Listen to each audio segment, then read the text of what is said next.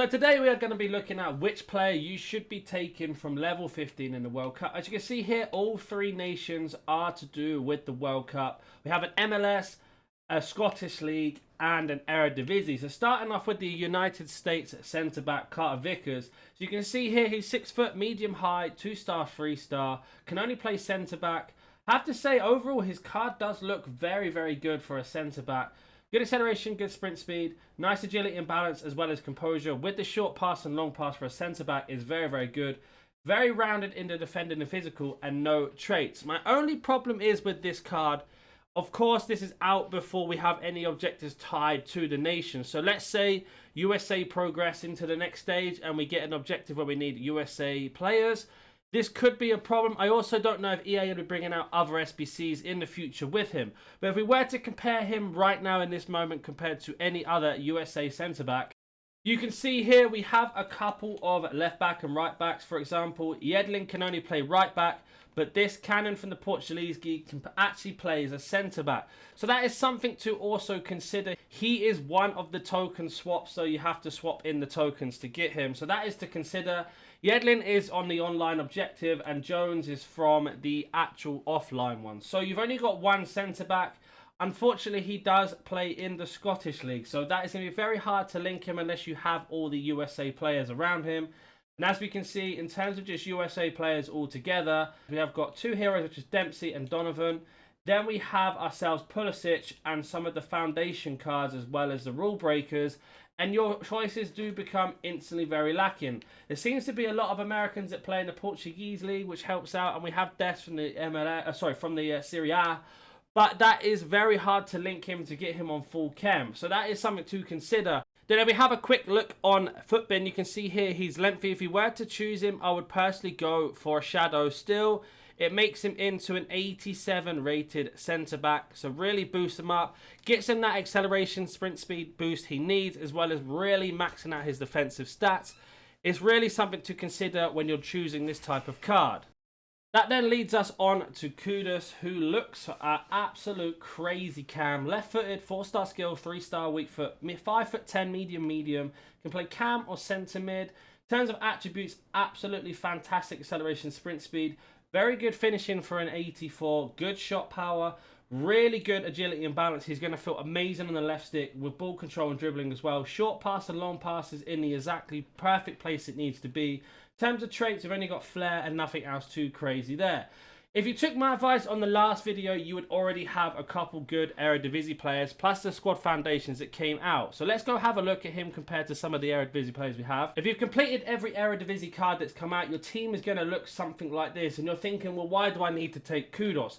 Let's say you don't complete Berghuis and you're looking for that centre mid, or somebody who's going to be a little bit better than Xavi Simons. Kudus is going to offer you that opportunity. So if we were to add Kudus to the team here in terms of concepts, as you can see, there aren't many better players left in this league now.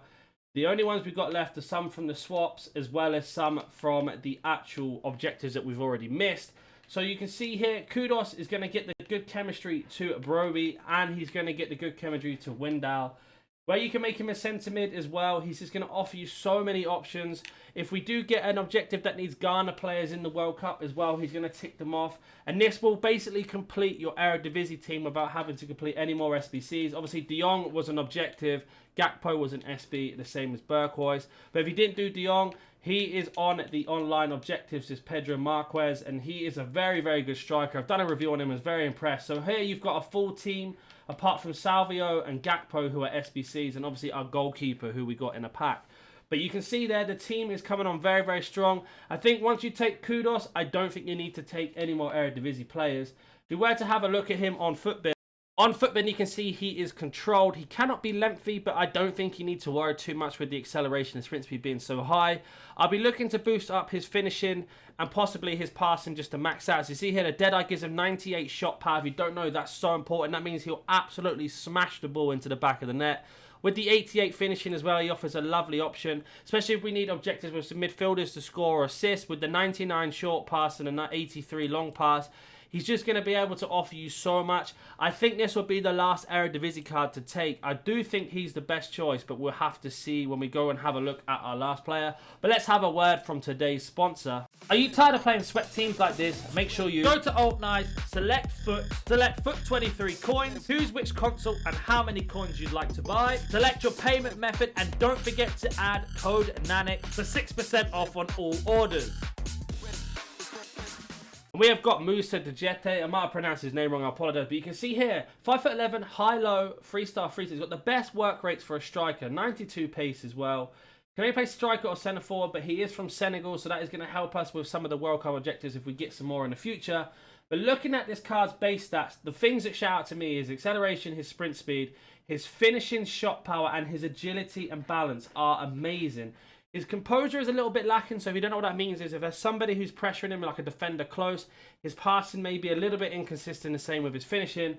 But I don't think you'll notice too much. The shame he hasn't got very good traits, only the flair. And he's got great header and accuracy, jumping stamina. So he looks like a really good option if you need an MLS striker. If we were to go back to the MLS now and have a look at their team. So in terms of forwards, we have the Higuain and the Venera. If you didn't do that card, you've missed out an absolute amazing card. Then we have got the Donovan and Hernandez Rule Breaker. So Hernandez Rule Breaker looks like a very good card. He is also lengthy with the meta on the new gen as well. So you can see there, if you haven't got that or Donovan or Higuain, your next best choice of a striker is going to be either Gold Hernandez, Gold Martinez, or Inform Dejete or Brainer. So you haven't got many choices. So if you are lacking in the MLS and you don't care about Eredivisie, I generally think he is the best choice.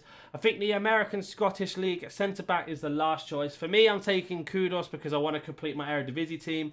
Once I know that's done, that means in future storylines and etc., I don't need to touch Eredivisie anymore, and I can look at improving other teams. I think he is going to be the best choice in terms of people looking for an MLS striker. It's a shame he's not American, just to help out with the double winner of terms of objectives, having American and MLS.